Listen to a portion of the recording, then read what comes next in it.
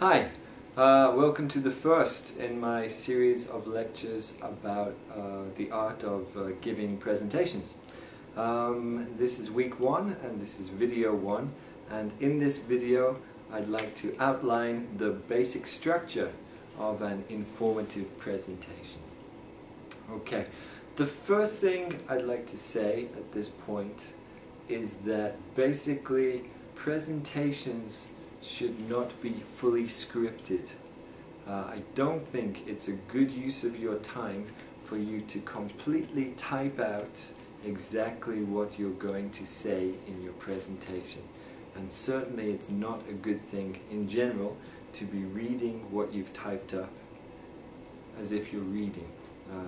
Presentations are face-to-face contact, and if you're reading from a script, or even if you have everything written on a PowerPoint, and so you're reading like this, full sentences, read, read, read, it doesn't look good, it doesn't sound good, it's not convincing because it's not face-to-face enough. So, the first message is not to script your presentation. Well, does that mean that there's no structure at all to your presentation? You have to remember everything? Again, no. You don't have to try to memorize your whole presentation. Basically, what we want to do is to work from a series of notes. And in general, these days, your notes will be the short sentences that are written on your PowerPoint slides.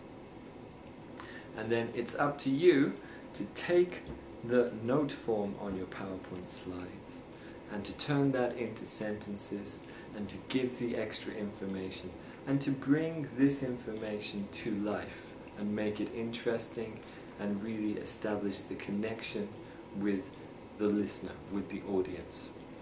Okay, well that sounds like a lot to do.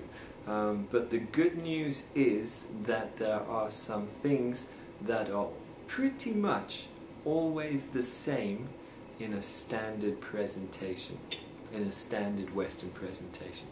Of course, very good presenters can break the rules, but in general, it's okay to stay within these standard forms of presentation.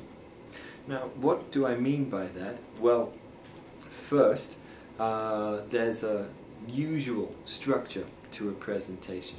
Usually we talk about a presentation having a 3-part structure. So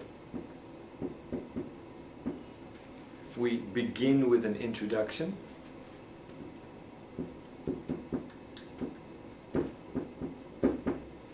Then there is the main body of your presentation.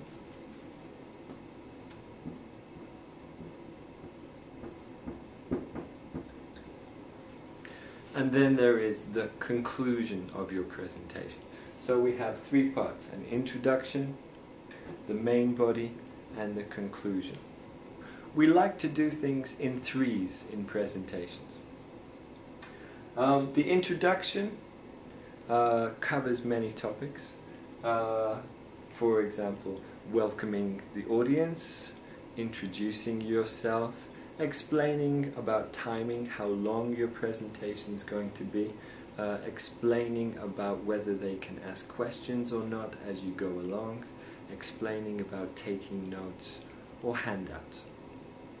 It also involves telling them what you are going to talk about in your main body, introducing the topic and also telling them the structure. First we'll do this, then we'll do this, then we'll do this. Okay? In the main body, you give the information. And again, this is generally broken down into a few key main points. And it's not unusual for there to be 3 key main points. So we have a 3-part structure, and then in the main body, it's not unusual to have 3 main points here. Although if you need 4 or 5 points, that's also okay, of course. Okay, and then finally we have the conclusion. One tip that is often given in books and advice about giving presentations, the reason for this structure is that you are telling the audience what you are going to say in the introduction. In the main body, you say it. You say what you're going to say, okay? And in the conclusion, you tell your audience what you've said.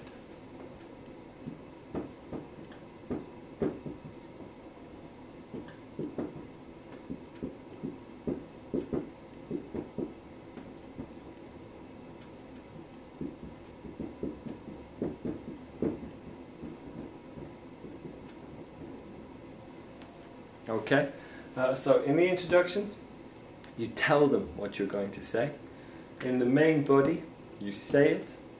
And in the conclusion, you tell them what you said. So as you can see, there's a lot of repetition. You say, I'm going to tell you about this, and this, and this. Then you tell them about this, and this, and this. And then at the end, you say, okay, well, I told you about this, and this, and this. Why is there so much repetition? Well, because in a presentation, not a lot of information will be retained, especially if all the information is new. Okay, we are trying to help our audience understand what is happening so they can follow easily and understand easily and remember easily. And basically, this system, tell them what you're going to say, saying it, and then telling them what you've said by summarizing it, is usually considered an effective way of getting the information across in a way where the audience, the listeners, will remember more of what you've said. Okay, part of that, then, sorry, I'll start that part again. Okay, so we have a structure that we can follow in the presentation. We have a structure we can follow. That's some good news, okay? And there's one more piece of good news. In each of these sections, there are certain things that we usually say. And there are certain phrases that are standard, that are common, that we often use to do these jobs. Okay, to give you an example, when we introduce the topic, we might say, today I'm going to be talking about blah blah blah.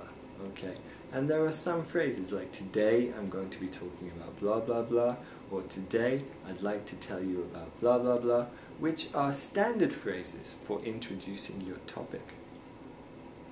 Okay, and if we want to say about can you ask me questions or not, again there are standard phrases for this. For example, if you have any questions, please hold them to the end of my presentation. Or if you have any questions, please feel free to ask me at any time. Okay, these phrases are fairly standard. So if you learn these phrases, then you can use these phrases very smoothly and easily, and you can spend the rest of your mental energy on really focusing in on what you want to say about your main topic. So the key point of the presentation language I will introduce this week, which is mainly for the introduction section, is that it guides the audience through the presentation. And because most of the language is kind of standard, it gives you freedom and energy to concentrate on what you want to say, not so much how you want to say it. Because how you want to say it is already a little bit decided by the phrases that we often use. Okay, hopefully that point will become clearer as we go through lectures number 2 and number 3. Thank you.